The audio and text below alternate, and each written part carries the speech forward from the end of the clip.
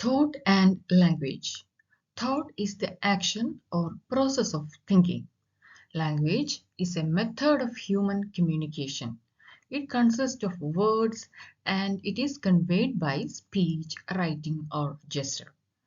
When language fails, it affects you on a cognitive, emotional, and behavioral level.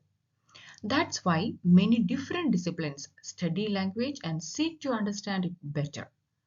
One of those disciplines is the psychology of language or psycholinguistics. The relationship between thought and language might be a complicated one.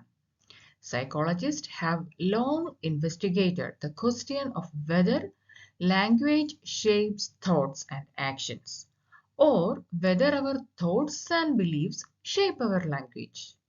Let's see. Before going to the details, please remember to subscribe this channel, do watch other videos on the channel, share it with students and those who love learning psychology. Thank you. Linguistic determinism. Language influences the way we think, or language determines the way we think, and that idea is known as linguistic determinism. This idea proposes that the language we speak, it can shape the way we think about the world around us. This idea suggests that our understanding of reality is constrained by the language we use to describe it. For example, let's see how different languages describe the passage of time.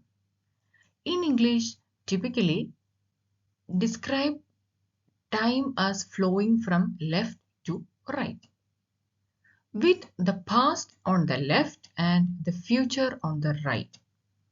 In contrast, Mandarin Chinese speakers often describe time as flowing vertically, with the past events located at the top and the future events at the bottom. This difference in language may impact the way the speaker conceptualizes the sequencing of events in time. The language we speak can have a profound impact on the way we think about the world.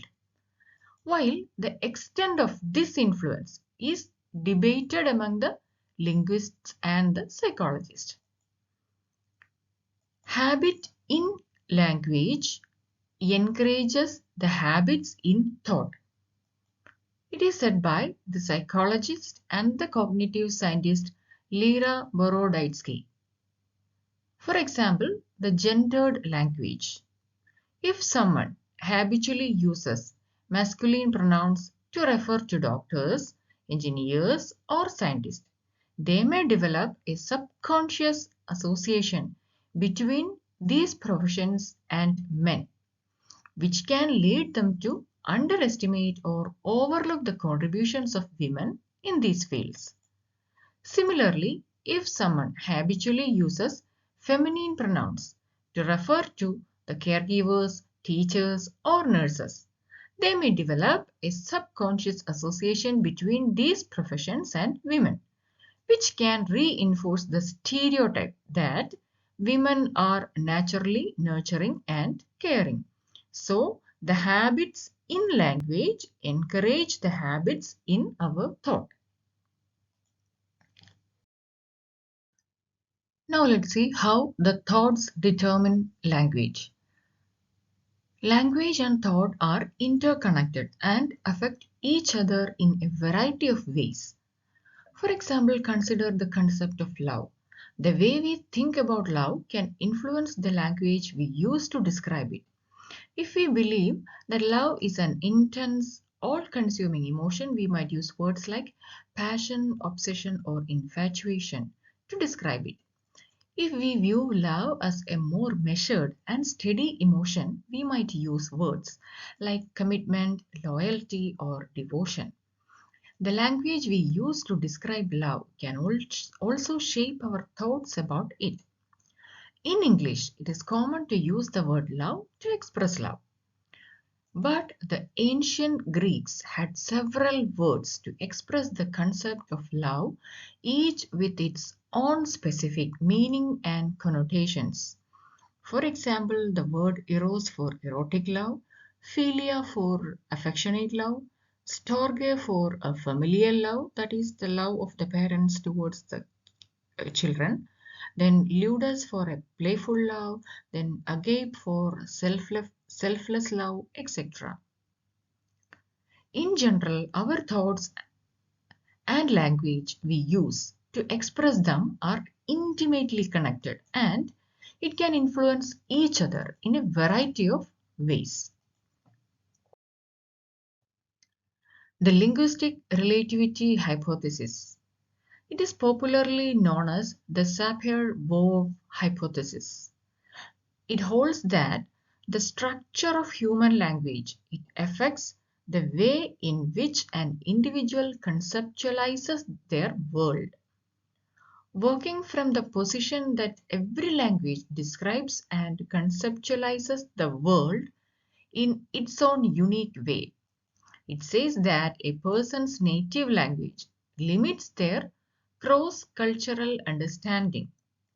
Every human language reflects the value of the place and culture where it originated. The philosophers and the linguists have long debated how this affects and shapes the mentality of the persons who speak those different languages. The hypothesis suggests that our language not only shape our thoughts, but also the way we view and interpret the reality. For example, the Inuit language, spoken by the indigenous people in Arctic regions of North America, they has a large number of words to describe snow and ice, such as kanik, that is for snowflake, then aputi for snow on the ground, then pukak for the crystalline powder snow. This is because snow and ice are an important and pervasive aspect of their environment and culture. In contrast, English only has few words to describe the snow and ice. This is because the environment in which the English language developed does not have as much snow and ice as the Arctic regions. Therefore, according to the Sapir-Whorf hypothesis, the Inuit people may have a more nuanced and complex understanding of snow and ice than the English speakers because their language provides them with a richer vocabulary to describe it. Jean Piaget's theory. His theory of language development suggests that children use both assimilation and accommodation to learn language. Assimilation is the process of changing one's environment to place information into an already existing schema or idea. Accommodation is the process of changing one's schema to adapt to the new environment.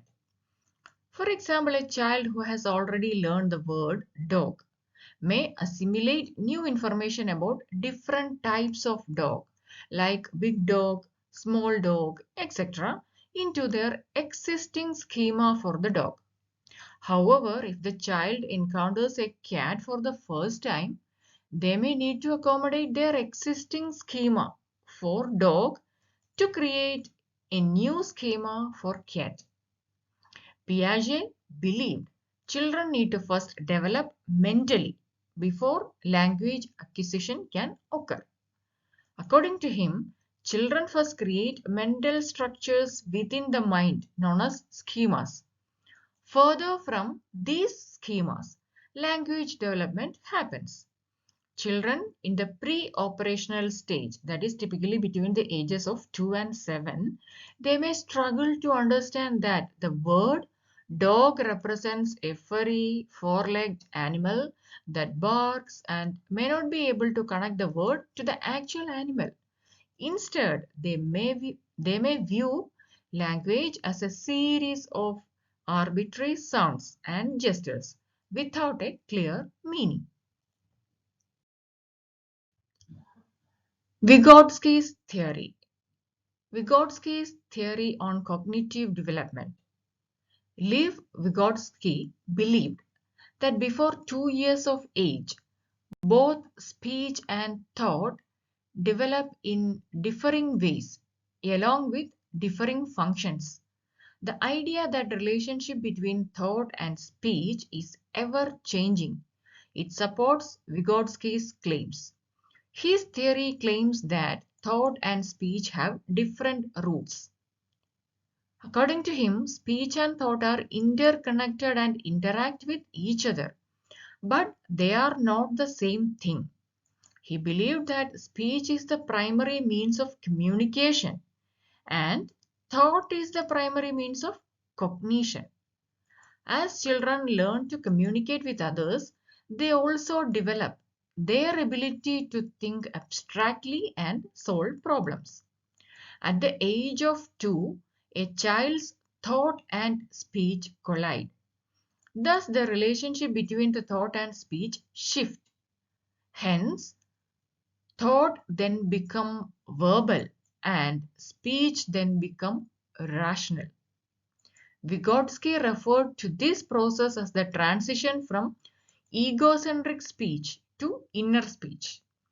Egocentric speech is when a child talks out loud to themselves, expressing their thoughts and ideas aloud. Inner speech, on the other hand, is the internalized form of speech that allows the individuals to think and reason without speaking out loud. Now let's have a quick recap on what we have learned. We have learned that language and thought both influence and are influenced by each other. The relationship between language and thought is complex and multifaceted.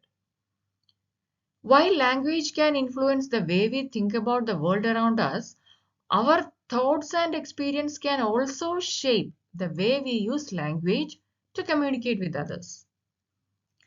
We have seen all this in the linguistic determinism, or how the language determines the thought, and then how the thought determines the language.